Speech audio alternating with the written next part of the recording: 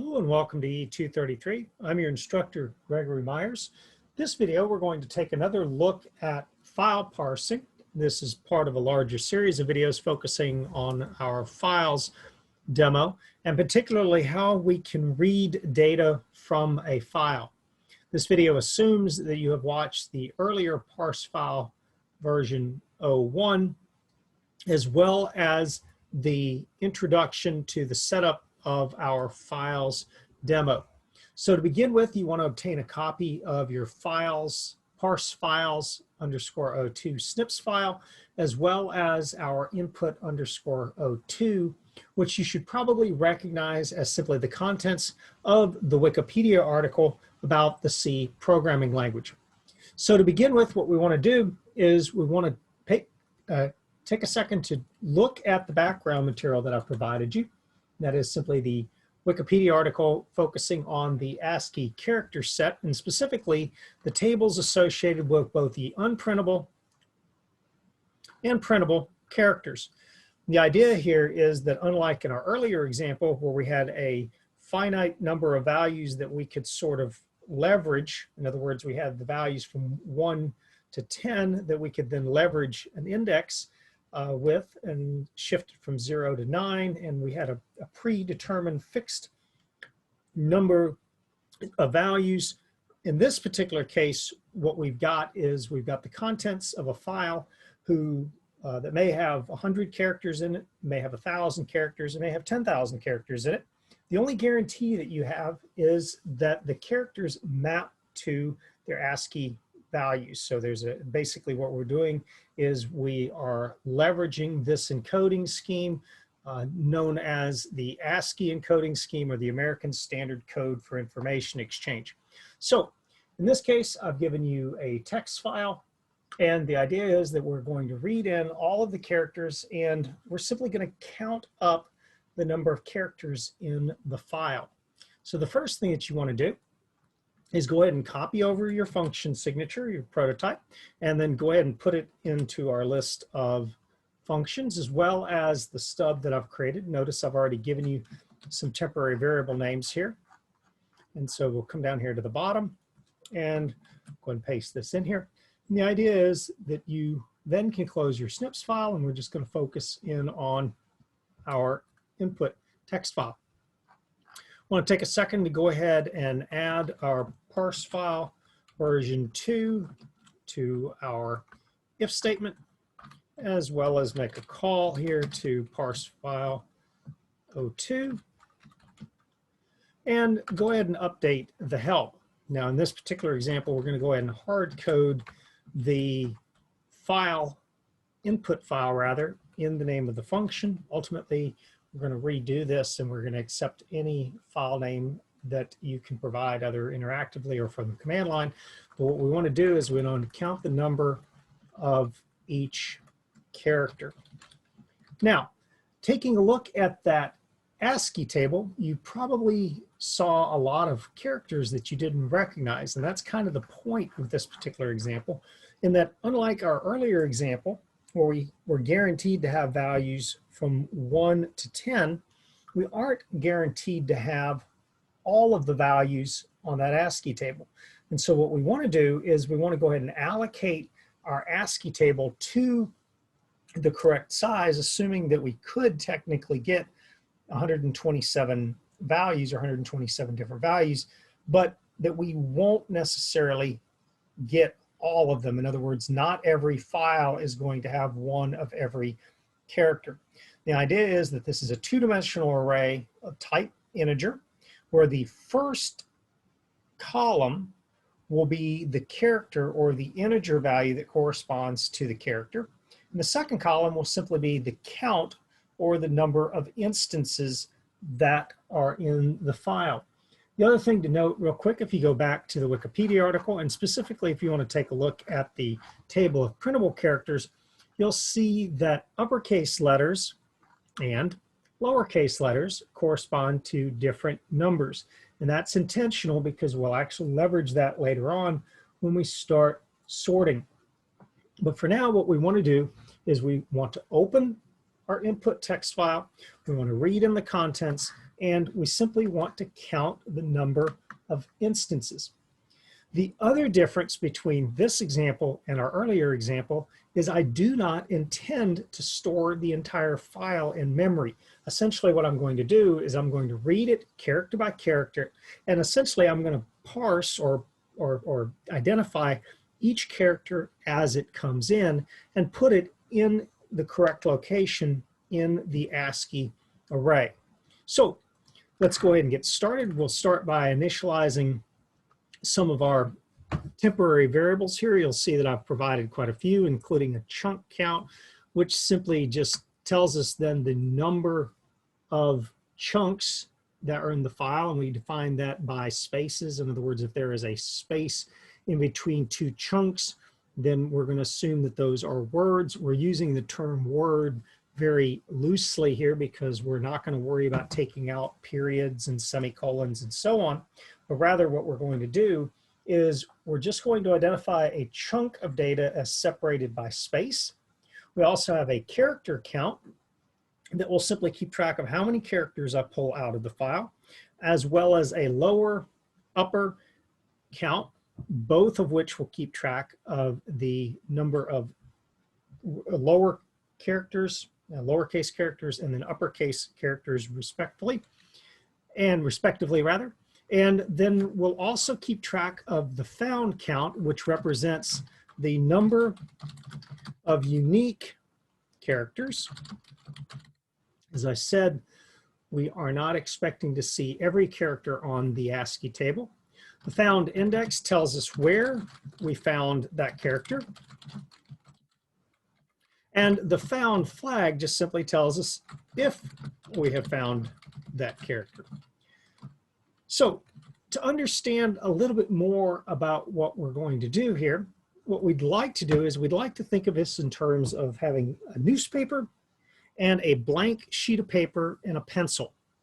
And the idea is that basically you'll capture each character off of a particular news article. In other words, you're going to read it character by character.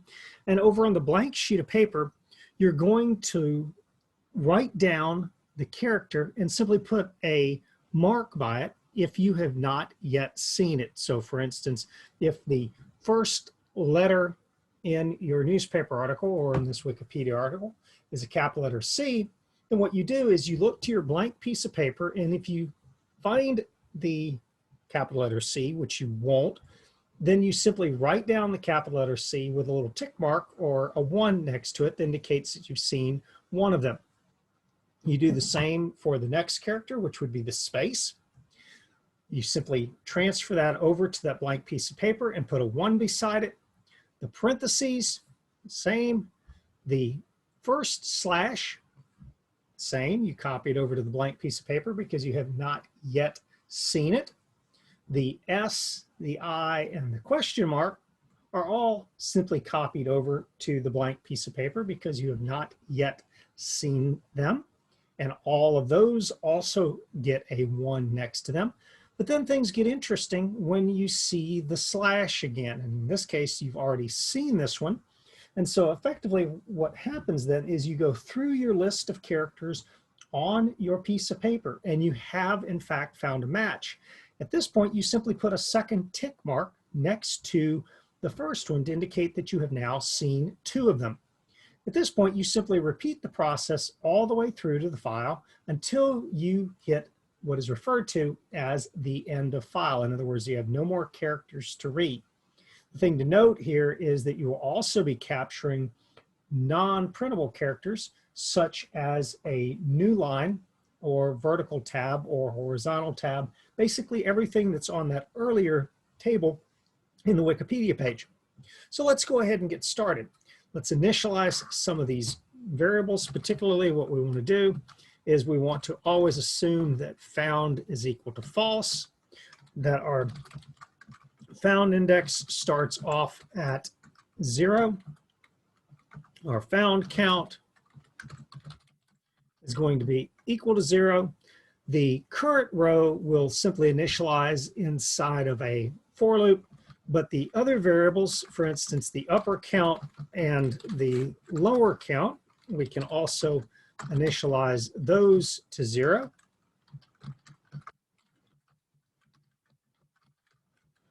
And then the character count is probably about the only other one that we technically need to go ahead, the character count and the chunk count are the only other two that we need to initialize. As it turns out, we'll actually end up utilizing the character inside of our while loop when we read the contents of the file.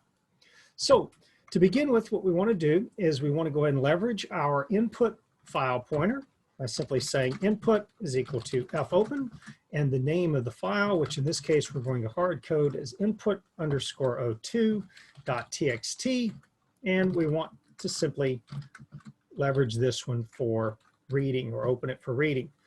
You always want to check to make sure that your input file pointer is in fact not equal to null. And if it is, we have a problem, in which case we need to let the user know, and else printf error failed to open file.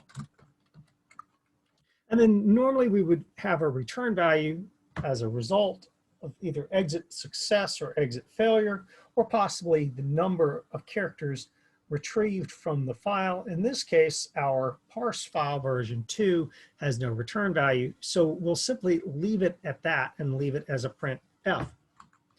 Now, inside of our if statement, what we want to do is we want to access the file. And to do that, we simply set up a while loop. And the while loop will simply pull out the characters in the file character by character. And to do this, what we're going to do is we're going to leverage our character variable, and we're going to leverage it inside of a while loop that uses a fscanf.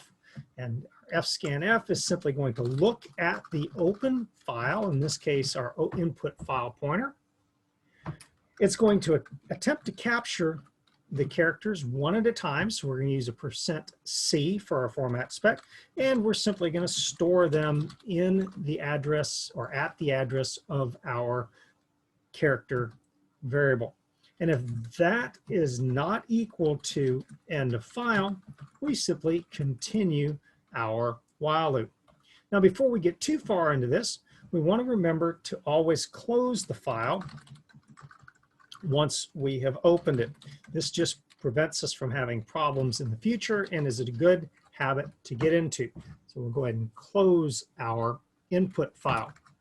Now, we can do this a number of different ways, but what we want to do is we'll simply start off simple. And that is we will update our character count, our lower count, and our upper count. We're going to start straightforward as we can. We're going to leverage our Wikipedia table once again. You'll notice that if it's greater than 97 and greater than or equal to 97 and less than or equal to 122, it's lowercase. If it is greater than or equal to 65 and less than or equal to 90, it's uppercase. And for everything else, then we're simply going to increment our character count. So the first thing we'll do is we'll set up a couple of if statements here. So if the character that you've just pulled out of the file is greater than or equal to 65 and less than or equal to 90, then at this point, then you know that you have an uppercase letter. And so what you can do here is you can simply say upper count plus plus. Do the same thing now with the character greater than or equal to 97 and character less than or equal to 122, our lower count plus plus. So in other words, all we're doing is we're incrementing our two counts. And then we could continue here with other different types or classifications of characters. As a matter of fact, A good argument could be made that you simply come along here and you create another variable. In this case, we're going to call it other count. And then we simply increment our other count, initializing it, of course, with the rest of our variables. So in this case, there is our other count. And then no matter what, regardless of which category these characters fall into, what we will do here is we will simply increment our character count. And like I said, so far, that simply classifies the character that you have pulled out of the file. But let's not lose sight on the ultimate goal. And that is, we want to see whether or not we have in fact ran into this character before. And to do that, we have to have a second loop inside of this loop. And the idea is, with the second loop, we look through all of the characters that we currently have in our ASCII table. And if we have found a match already, in other words, if we've seen the character before, we simply want to increment the second column. If, however, we make it the whole way through our ASCII table and we have not yet found a match, then we simply want to add one to the end of the table. In other words, we want to take the next available row and add a new record, with the first column being the character and the second column being the count. So to do this, either before or after the if statement does not really matter. What you can do now is you can simply start off by saying found equal to false, because we always want to assume you have not seen the character. The second thing we want to do is we want to say found index equal to 0, because we want to start at the beginning. And at this point then, we also want to set up a while loop where our found index is, sorry, let's go back real quick. Our current index is less than our found index. Sorry, strike that one more time. We want to leverage our found index, and while our found index is actually less than our found count, we want to continue searching for a match.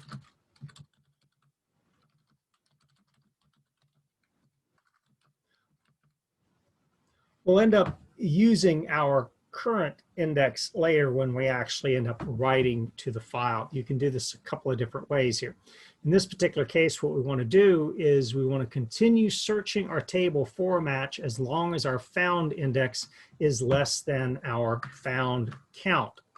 And so inside of our while loop, we simply set up an if statement that allows for us to compare the current character, in other words, the one that we have pulled out of the file, and we compare it to the ASCII table. And specifically what we do is we compare it to the row in the ASCII table that corresponds to the found index and the 0th column. In other words, the column that contains the character, the individual characters. Now, if we have found a match, we simply say found equal to 1, in other words, found equal to true. And the one way that you could go about doing this is putting in a break. Okay, so I'm going to put a little note here, is to consider leaving the loop early. And then no matter what, or outside of the if statement or in the else of the if statement, then what we can do here is we can simply increment our found index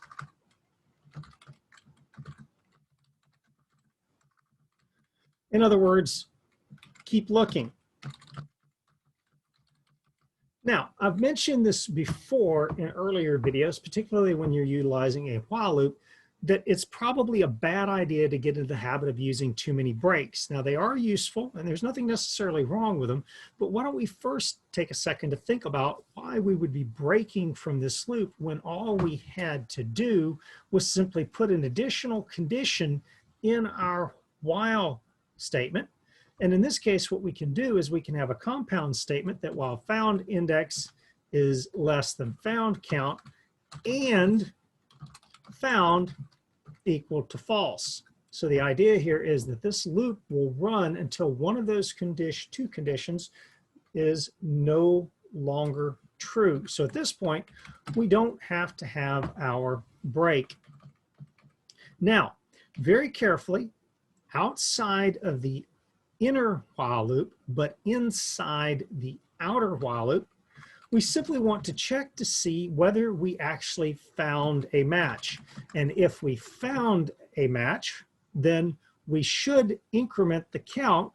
And if we have not found the match, then we want to add a new row or actually update a new row in our table. Remember, our table is going to be a fixed size of 127 by 2, so we're not going to add any more rows. It just depends on which one will be the last row that will hold relevant information. And so to begin with, what we're going to do is we're going to start off with a scenario where found is equal to false.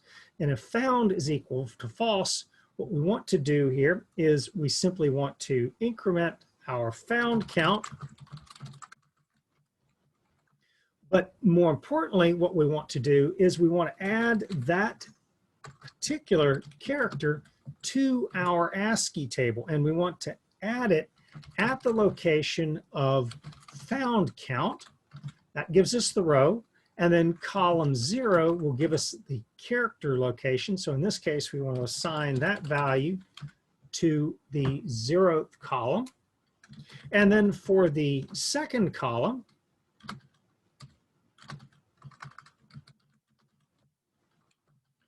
or found count, square brackets 1, we simply assign the value of 1. So this is the new character and the first instance. Which brings us now to the else. In other words, if the found count, excuse me, if found was in fact equal to true, we want to increment the existing count. And here we want to update the next available row. What does it mean to increment the existing count? Well, what we want to do is we want to take the value at the row that corresponds to that found index. And this is the benefit of exiting that earlier while loop gracefully, because if a match is found, that means that the last iteration of that while loop would be when found index was equal to the row where that match was found.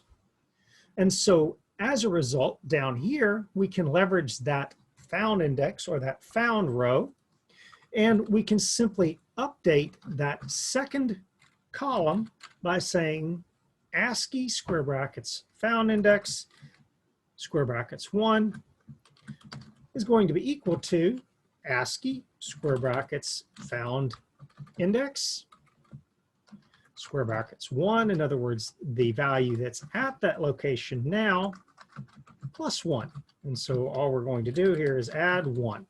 And at this point, we've handled the logic of triaging all of the characters in our file and essentially identifying unique characters and counting how many of each there are. So to prove that we've actually accomplished something here, what we'd like to do now is outside of the outer while loop, after we have closed the input file, we would like to turn around and open our output file. And in this case, what I'm going to do is I'm just going to call it output_o2.txt to match our input file. and I'm going to open it for writing because if there's an existing value there, I don't mind overriding it. As always, you always want to check to see if your output file pointer is equal to null. And to keep the same pattern that we had earlier, we actually checked to see if it was not equal to null. And if it's not equal to null, we want to write the output. And if it is equal to null, in other words, if we're into the else here, notify the user. And what does that look like? Well, just once again, another printf statement that says error failed to access the file. Now, this next part is going to be pretty straightforward. Basically, all we're going to do is we are going to loop through the array up to the last usable element in the array. So that's the key thing. We're not going to loop through all of the elements in the array. We're going to loop through the array up to the last usable unique entry. And so we're going to come back to this in just a second, but effectively what we have is we have a way of tracking how many unique elements are in our file or how many unique characters are in our file. So what we're going to do now is we're going to leverage our current row or current index. I tell you what, we're going to make a quick little change here. How about if we change this to current index to keep in line with found index? We'll start off with a for loop. So for current index equal to 0, current index less than found count, current index plus plus. And the idea here is I simply want to write to the file a nice little 2-column CSV or a nice 2-column table with commas separating the values that indicate the first column being the character and the second column being the number of occurrences. So in this case, what I'm going to do is an fprintf to my output. I'm going to specify a %C rather for the first value and a %D for the second value, and follow that with a new line. And in this case, what we'll do here is we'll have the ASCII table. The first value will be indicated by the current index, square brackets 0, and the second will be by current index, square brackets 1.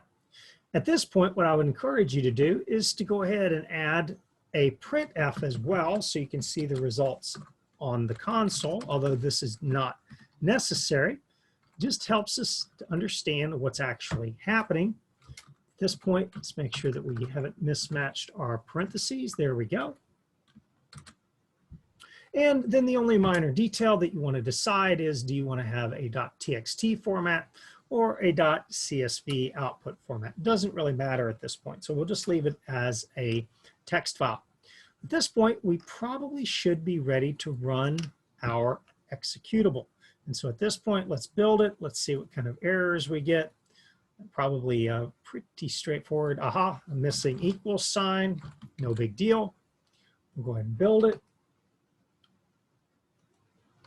We'll come out here to the console. You'll notice I'm already in my files demo project folder. I'm going to go ahead and cd to the disk debug min.gw folder.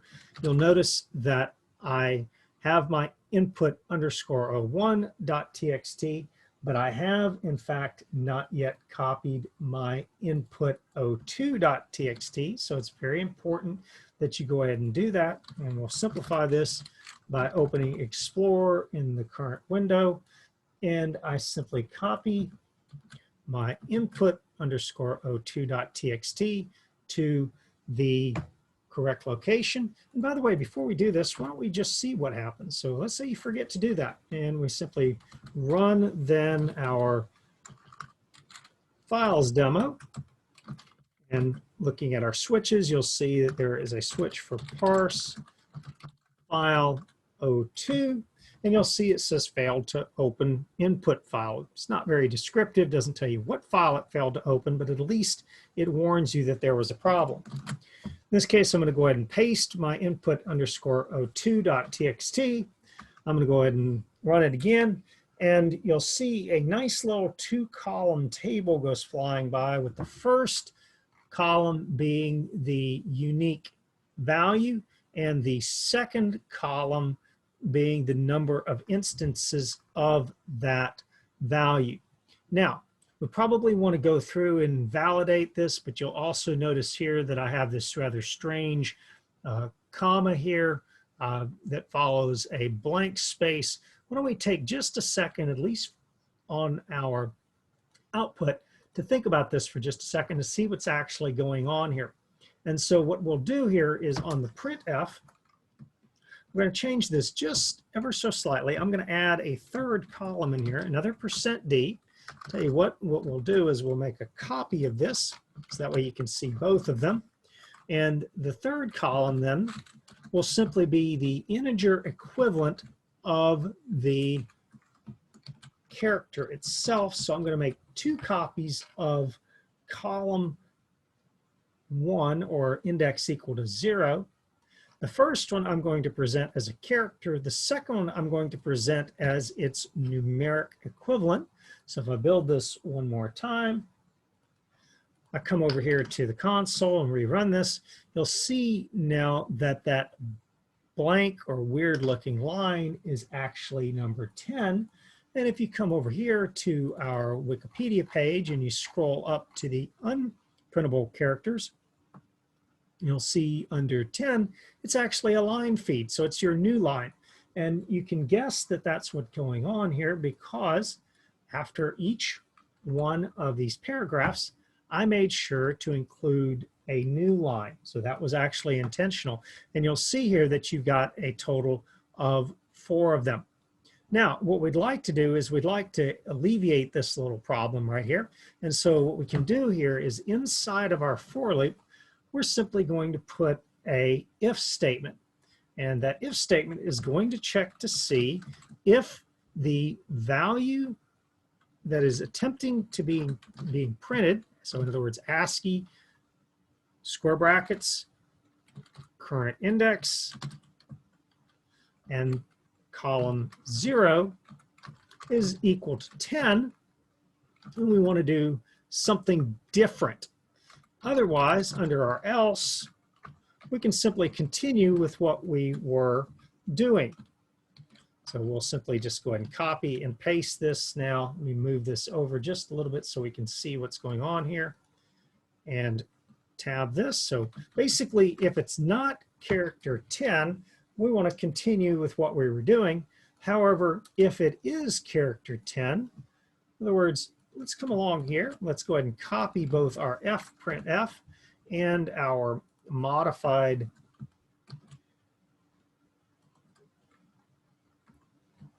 print line. And so in this case, what we want to do is we want to still maintain only a character and their equivalent count. So what we would do here is we would change this %c to perhaps no value at all, since it will essentially represent then the new line. However, we can print it without disrupting our output file. So essentially, this is a little bit of a hack, because we don't want to disrupt our output file. So we'll see that there are other ways to get around this. But at the very least then, what will happen is when we run this,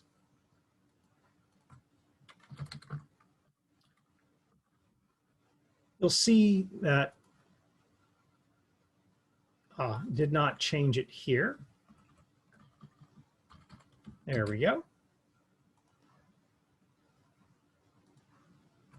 When we run this again, you'll see that now when it comes to that particular line, I no longer get the extra line, all that happens is it immediately goes to the next row. So in this case, I actually lost sight of it. There we go, right there. Okay, and you can see where our new line would have been buried in there. Actually, I have lost it here. There we go. Sorry, went right past it. All right. And you'll also notice that we do have an issue. That explains why I couldn't find it. We actually need to remove one of our variables there. So when we drop the number of arguments for our format spec, we also need to drop the number of arguments that we attempt to pass to it. fprintf and printf, you're going to discover, are in fact very forgiving. There we go, much better. You'll see now there's our 10 and our 4 instances of our 10, which were the 4 instances of our new line. But more importantly then, if you come back over here to our output file, you'll get the exact same thing. So the point behind this example was a little bit long, was to show that you don't have to pre-populate your array. In this case, we did not pre-populate our ASCII table. Instead, we filled it as we found unique values.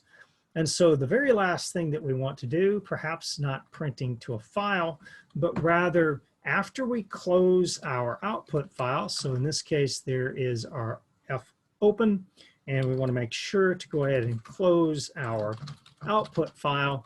And after we do so, then what you want to do is you want to print a little table using printf. And once again, we'll just put a name, value, followed by a new line, and perhaps a nice little border here. But more importantly, what you want to do is you want to print some of our counts. And so we had a lower count.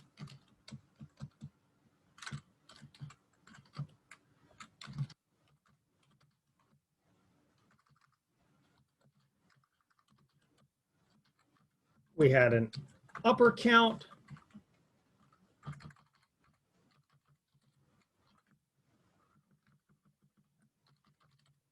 We also had a found count, which told us the total number of unique instances.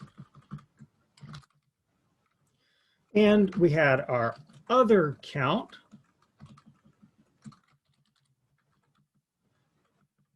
And the order of which doesn't really matter too much, but probably the other interesting thing to print out is the total character count.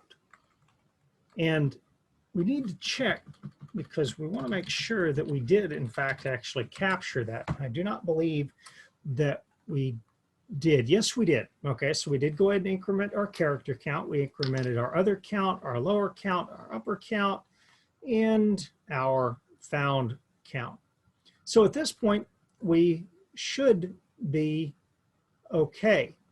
So the idea here is we'll go ahead and build it.